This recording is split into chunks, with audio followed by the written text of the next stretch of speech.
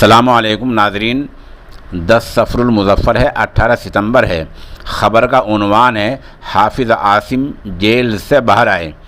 ये मामला मेवात के ज़िला नू का है, जहाँ एक इलाक़ा है नलहेड़ा।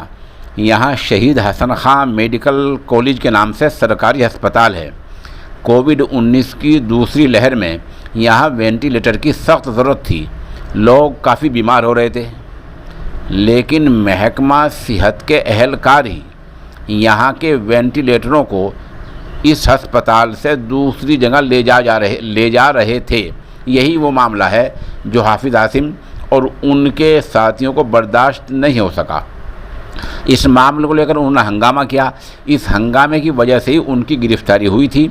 आज 26 दिन के बाद 24 घंटे पहले वो जेल से बाहर आ गए हैं।